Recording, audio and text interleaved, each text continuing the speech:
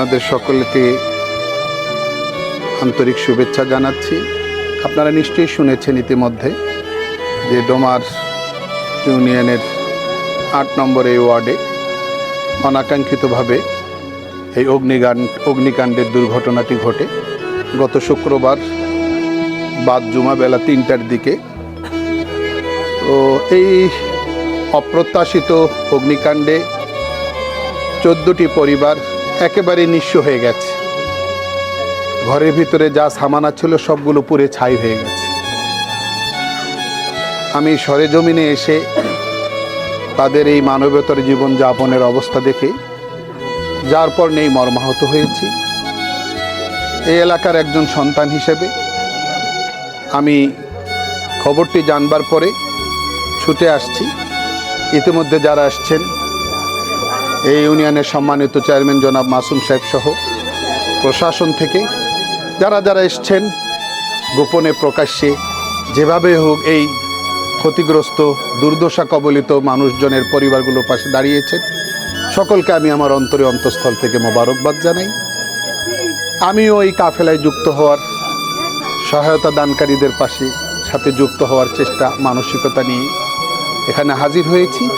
যৎসামান্য আমাকে মা বোনেরা বলছেন, আমাকে যতটুকু জানিয়েছেন যে রান্না বান্না করার মতো ব্যবস্থা নেই, তো আমরা হাঁড়ি পাতিল থালা বাসন জগ গ্লাস বালতি বদনা ইত্যাদি সামানা যেগুলি প্রতিনিয়তই আমাদের ঘরে ব্যবহৃত হয়ে থাকে, এই সমস্ত সামানাকে দেওয়া এবং সঙ্গে কিছু নগদ অর্থ চাউল ডাইল কিনবার জন্য আপাতত কিছুদিন যেন তারা চলতে পারে। পরবর্তীতে যদি আল্লাহ তাআলা আবারও তৌফিক দেন, সেই তৌফিকের আলোকে আমি আপনাদের এই ক্ষতিগ্রস্ত পরিবারগুলোর পাশে আবারও হাজির হওয়ার চেষ্টা করব। আমার আমেরিকা প্রবাসী ইঞ্জিনিয়ার জাহিদুল ইসলাম ছোট ভাই, তার অর্থায়নে সহযোগিতায় এই কাজগুলো আমরা, সামাজিক কাজগুলো আমরা 2001 সাল থেকে এলাকায় করে আসছি। সেই ধারাবাহিকতায় একটু আগে বড়াগাড়িতে হয়ে যাওয়া শিলাবৃষ্টির কবলে পড়ে যে সমস্ত গরিব দুঃখী বেশি মাত্রায় ক্ষতিগ্রস্ত হয়েছেন, প্রায় 60টা পরিবারকে আমরা একটু আগে অর্থ সহায়তা দিয়েছি। সে আলোকে এখানে হাজির হওয়া, যা দিয়েছি সেগুলো পরিমাণে খুব সামান্য, ভবিষ্যতে যেন আবারও আসতে পারি এ ধরনের সেবা নিয়ে আপনাদের সবার কাছে দোয়া চাই। আল্লাহ আমাদের সবাইকে কবুল করুন। ধন্যবাদ সবাই। বিসমিল্লাহির রহমানির রহিম। ডোমার ইউনিয়নের ৮ নং ওয়ার্ডের এই শাহরুদ্দিন পাড়া সংলগ্ন 14টি পরিবার গত শুক্রবার বেলা 3:30টার দিকে আকস্মিকভাবে অগ্নিকাণ্ডে পুরোপুরিভাবে ভস্মীভূত হয়ে যায়। এই অনাকাঙ্ক্ষিত ঘটনাটি একটি আলোচিত ঘটনা। এর কারণ হলো এটা একটা ঘনবসতি ছিল এবং এখান থেকে কেউ কোনো কিছু বের করার সুযোগটুকুও পায়নি, তো একেবারে সর্বশান্ত হয়ে গিয়েছে। এবং এই অসহায় পরিবারগুলোর সহায়তার জন্য যারা প্রকাশ্যে এবং গোপনে এগিয়ে এসেছেন, বিভিন্ন দল মত, সাধারণ মানুষ, এলাকার সাধারণ জনগণ সবাই সহযোগিতার হাত বাড়িয়েছে। আমি ডোমার ইউনিয়নের পক্ষ থেকে আমি সকলকে ধন্যবাদ এবং কৃতজ্ঞতা জানাই।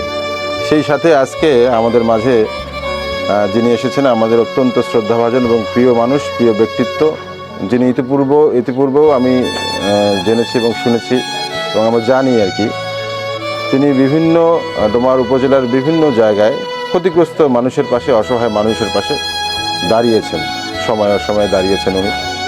তিনি আমাদের মঞ্জুরুল ইসলাম আফেন্দি ভাই, আমি ওনাকে ধন্যবাদ এবং কৃতজ্ঞতা জানাই যে আজকে এই অসহায় পরিবারগুলোর